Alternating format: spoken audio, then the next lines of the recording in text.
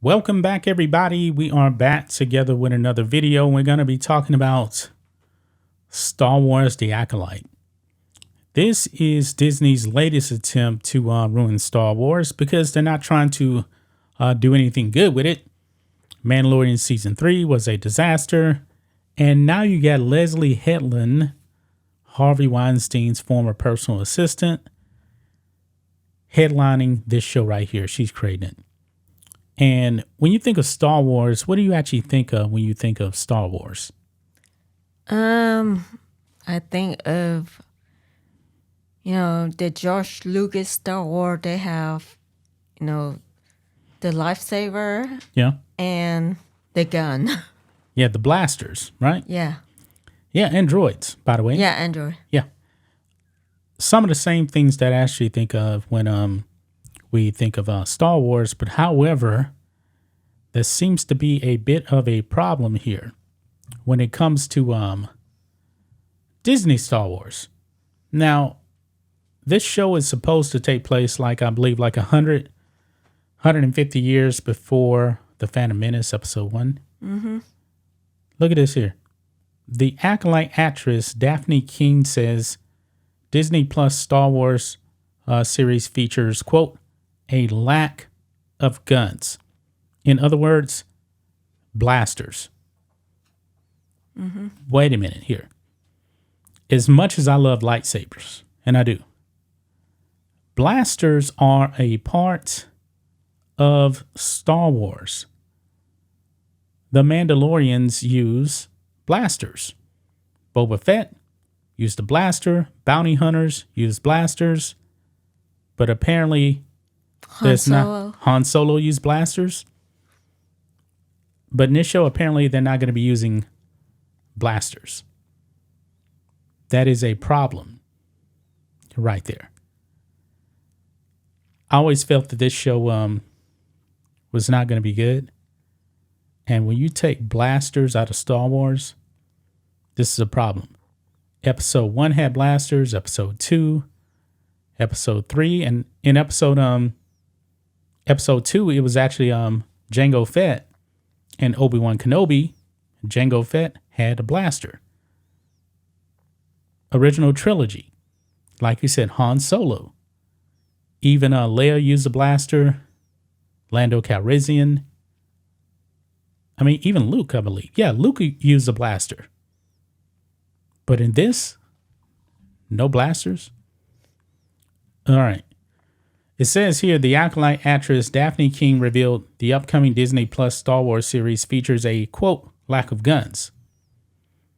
Speaking with Entertainment Weekly about the action sequences in the upcoming Disney Plus series, alongside her co-stars Charlie Barnett and Manny Jacinto first attempted to hype them by saying, quote, if you love the sequence with Qui-Gon and Obi-Wan and Darth Maul in The Phantom Menace, yeah, I think you are going to enjoy this show. I'm willing to bet they're not going to have a lightsaber fight that matches that. Just me.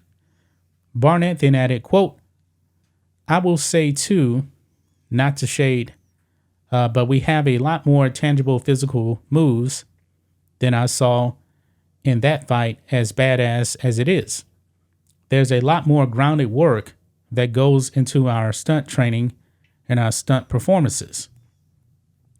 He continued, quote, we have an awesome stunt team doing so much without cables, without CGI, without a lot of effects. It makes the fight seem so much more visceral. Truly, I mean, I know I've been hit on the head a couple of times. You've been hit in the head a couple of times. King chimed in, quote, a bunch of times.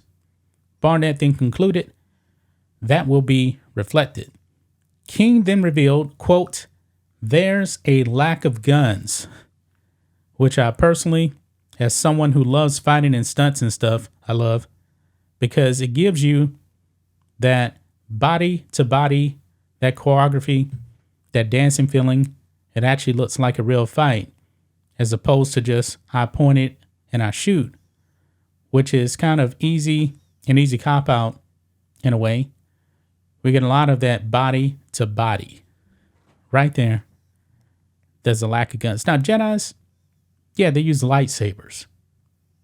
But shouldn't they have people with blasters, you would think? You would think, right? Yeah. So I really don't get this here.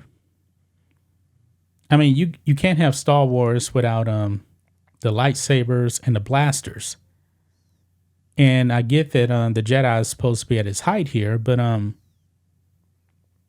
something is off with this thing. You know, I was wondering, is it, you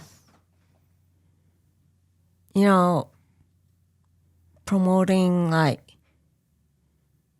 you know, political like issue, like gun is not good or Yeah, that's what I was like about that. to bring up. Is probably, you know, oh, these school shootings, we can't show this kind of stuff, you know. Yeah. And here's another problem here too. Keen's revelation that the series will feature a lack of guns or blasters comes in the wake of the series creator Leslie Hillen telling Entertainment Weekly that the series does not feature an actual war. Now, when it came to episode 1, The Phantom Menace, guess what? There was no war, but there was a lot of blasters. Mm-hmm. I mean, the Clone Wars really hadn't started in episode 1, but there was still blasters. So, I mean, what are they really trying to do here? Are they trying to make a political statement against guns? I mean, in this TV show, will there be a clone? Or... No, there wouldn't be any clones because this is way before the Clone Wars. But look here, this is another reason why.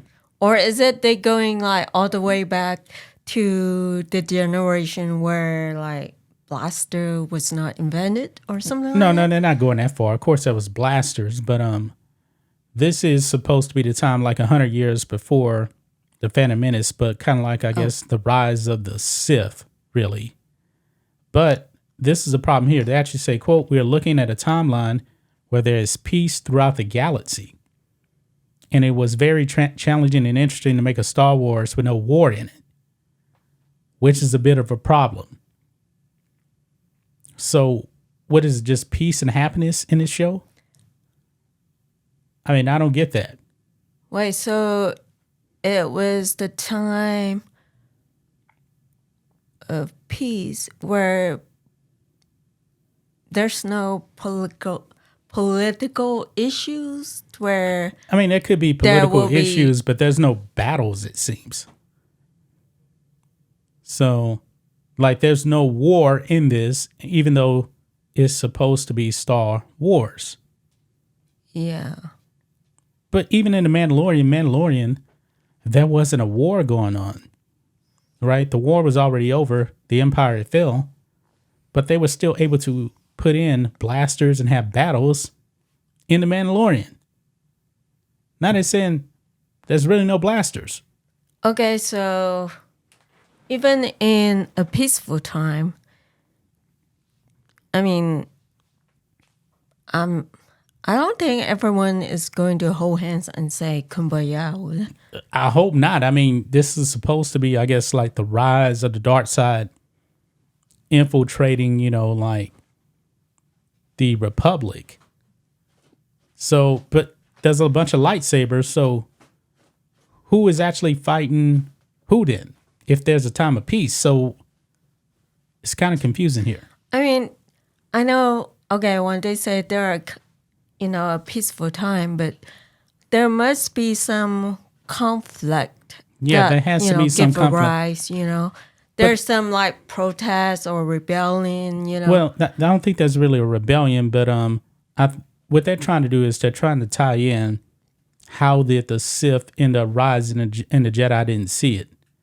I think that's what this show is supposed to be about here, because the Jedi in the prequels, you know, they kind of became very, very dogmatic. They didn't see Palpatine, that kind of thing. Wait, you said the writer is not familiar with Star Wars or what? Man, she gave a terrible excuse when she said, "Oh, what's your favorite Star Wars movie?" And she was like, she couldn't really give an answer, which tells me she probably really didn't know Star Wars that well. It was just this kind of generic answer. Like, I can tell you my favorite Star Wars movie and why. She really couldn't do it. Like, this is the same person that came out and disrespected George. Oh. Yeah. Yeah, I remember. Yeah. Pretty terrible, man. But what do you guys make of this? What do you guys make of Star Wars without a war and also without blasters? I mean, that's just crazy. So I'm not looking forward to this. This thing is going to be dead on arrival, I believe.